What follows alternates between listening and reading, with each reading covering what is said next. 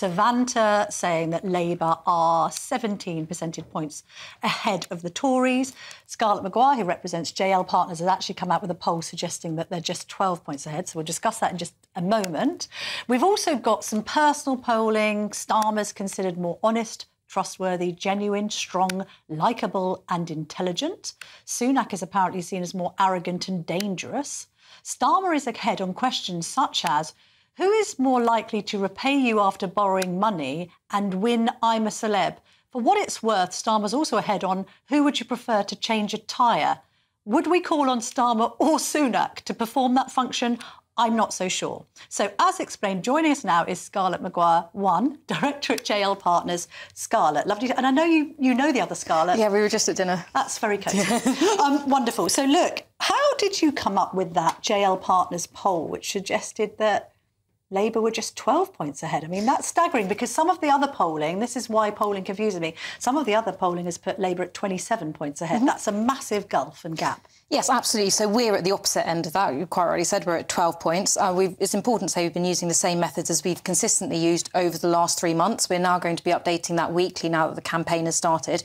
We do something quite different to YouGov, and that's part of the reason why we get quite a different answer. So whereas YouGov leave don't know, so people who tell pollsters at the moment they don't currently know how they vote, YouGov leaves them be at the moment and says that's fine. What we do is we try and work out how they will likely break. So who will return to the Conservatives, who will break for Labour, and who will remain not voting at the time of an election. That tends to squeeze things in the Conservatives' favour because there are more Conservative don't knows for them to win back. And actually, we did see in the underlying data, so not just that 12-point lead, that Rishi Sunak was starting to be seen more favourably by Conservative 2019 voters, and that he was increasing his lead with the over-65s. Now, increasing his lead with the over-65s is very important, not just because it's his base, but because they're much more likely to turn out and vote than younger voters, so their votes sort of count for more. But is that why we've had this kind of over-65s offering, you know, talking about quadruple locks on pensions, talking about bring back national service? Not a great appeal to the 18 to 24-year-olds. Maybe the Tories think they've lost them already. It looks to me like the Tories are conducting a very defensive strategy. So at the moment, they're holding on to less than 50% of their base from 2019 of the people who voted for them. That is obviously not a great place to be in when you're fighting an election campaign.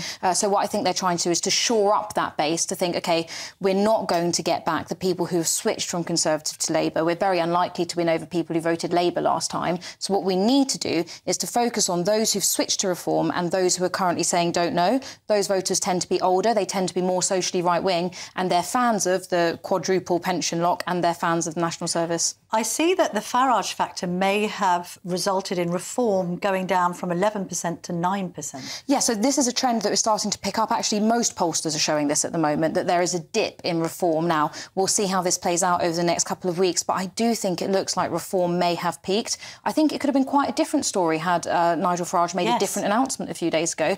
But as it stands, I think it looks like Reform are going to suffer, especially as the question's going to increasingly become a choice between Rishi Sunak and Keir Starmer. And now, if you are one of those voters that have switched from the Conservative to Reform, they are disproportionately Conservative voters. And I think a few of them will probably think, OK, looking at the choice, the forced choice between Rishi Sunak and Keir Starmer, I'm going to back Rishi Sunak after all. But when you talk about these don't knows, the so-called undecideds, and maybe we can call them the disgruntled, the assumption seems to be that they will go back to the Tories.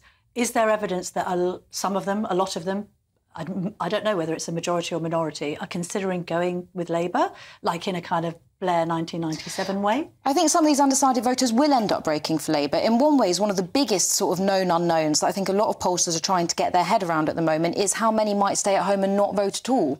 So one of the biggest questions we're trying to look at coming up to this election is how to predict turnout, how to work out who's going to come and vote, how to work out which voters who voted before, who normally vote in elections, might not come out and vote. And that will change your answer as well. And then literally in 10 seconds, Scarlett, the Greens polling ahead of the Tories in the under 50 bracket.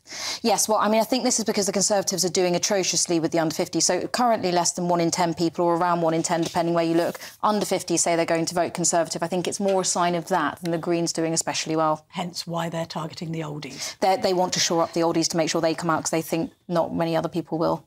Scarlett Maguire, 1. Thank you very much.